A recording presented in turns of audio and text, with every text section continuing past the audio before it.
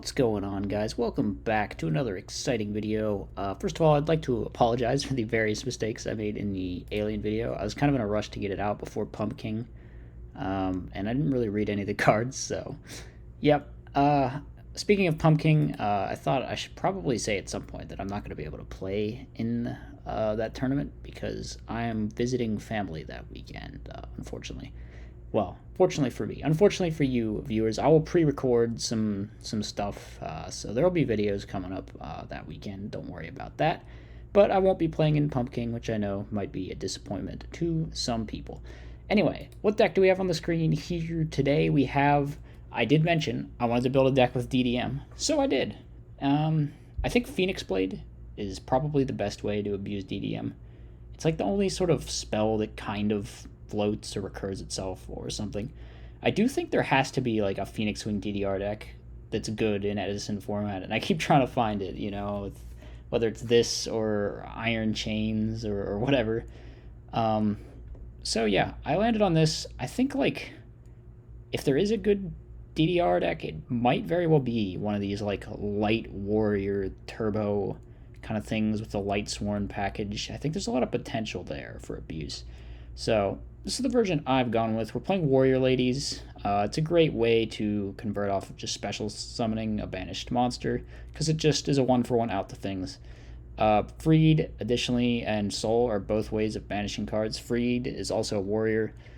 Then we've got a Light Sworn package. We need it to set up our graveyard, so yeah. Dimmalk is an amazing card in here. Just turns your banish pile into a big toolbox of stuff, so not bad.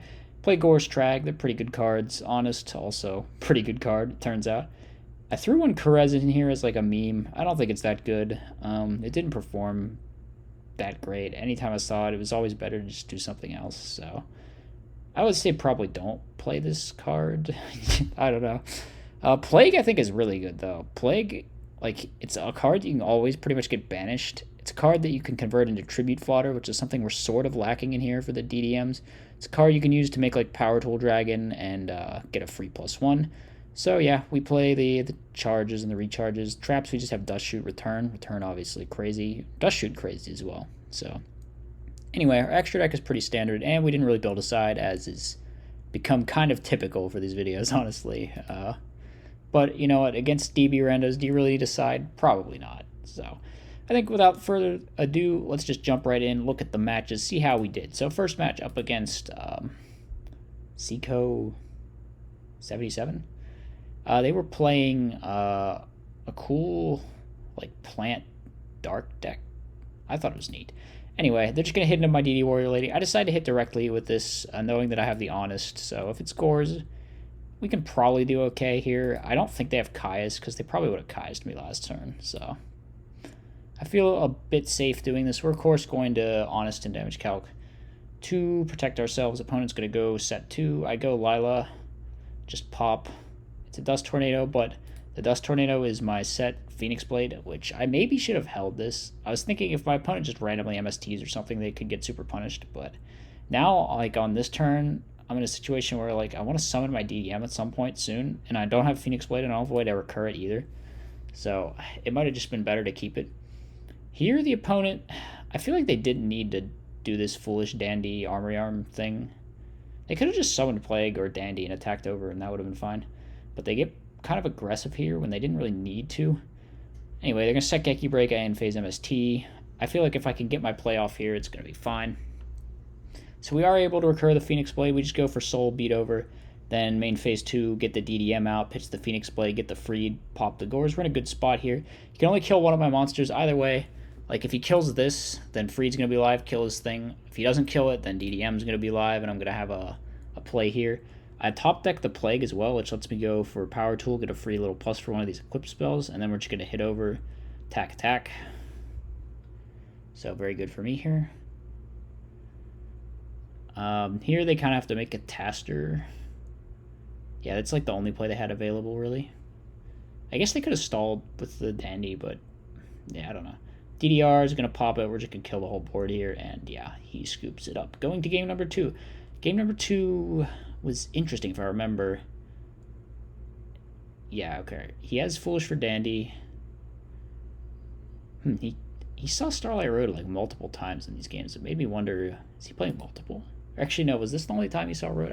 No. He definitely had it in. Well, spoilers. Here he tributes someone's Titanial. Gets a free tomato off the Lone Fire. He opened up real good here. I go.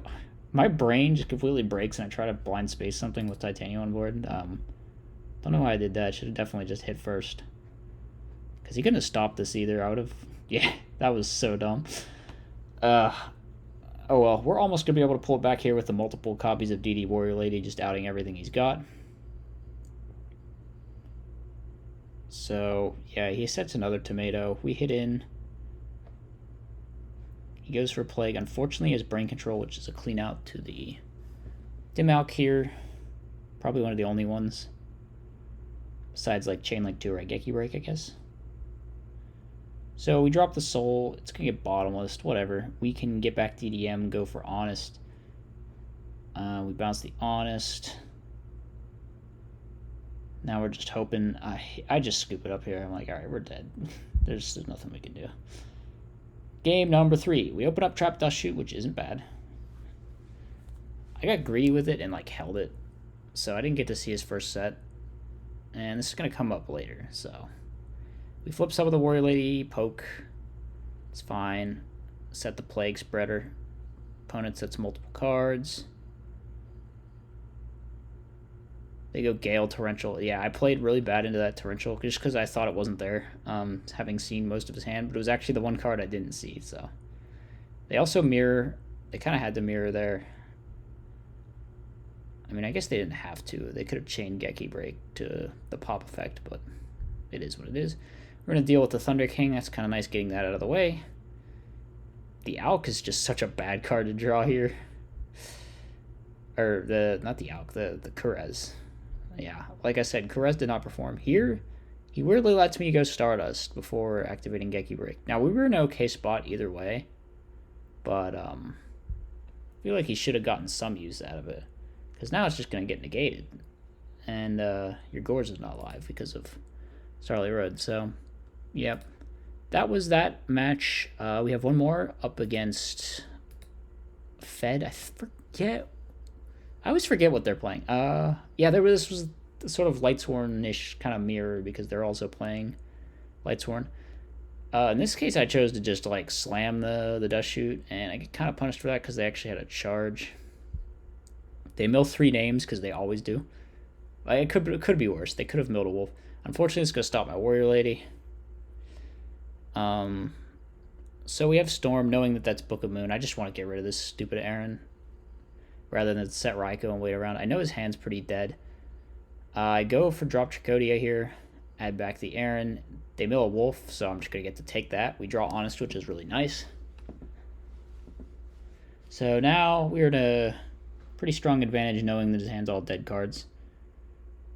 We go for the pop. It's Book of Moon. We're going to hit in. They just need to find JD pretty much. That's like the only thing that could... even then, we're just going to out it with Honest, so they're pretty much not in a great spot here. And they're going to scoop there. On to game number 2. Game number 2. We open up Kurez. I swear this card never got used. Maybe in like a faster build that more wants to like turbo through the entire deck, but in here it just felt so bad. They go set Beckoning, set Royal Oppression. I'm not super scared of these back row. It's Lightsworn. They don't play that many real back row. One thing I've been kind of seeing a weird amount in Lightsworn is this like sideboard oppression, and I really do not think it's good at all. I don't think I've ever seen it be good. I've never seen it be good, and I've seen it lose the Lightsworn player the game like 15 times. Like, where it just creates some weird stalemate and then they deck out. So, I mean Lightsworn can't do anything if with their own oppression on the board. I'm not sure about it. Edison is just not a format that is conducive to like making a field and then sitting on it. And that seems to be like the only plan behind maining oppression in Lightsworn. It's just like, oh, I can do a JD play and then flip oppression maybe. But that's just so like narrow and so hard to actually like win like that. I don't know. Anyway, here we go for the Black Rose Dragon into the Plague. The opponent, their back row just not being active whatsoever meant that we were able to put them down to like 100 life, which meant JD and Oppression were both completely useless. So they kind of just had to special the JD and attack. And then we here we're just like, okay, we're gonna Black Rose the board, bring back Plague Spreader, attack for game. So yeah. Anyhow, that was a pretty cool match as well. I think this deck honestly performed a bit better than I even expected it to. I think there's some real like legitimate path to a good build here, like some sort of light turbo warrior thing with the Phoenix Blades and the DDR, and like the banish stuff with Dim Alk. There might be a route to go with that besides just like, the typical fairy deck with the Shining Angels and the Christias. So anyway, definitely something interesting that could be experimented with in the future. All right, hope you guys enjoyed. Be sure to like, comment, subscribe. I'll see you in the next one. Peace out.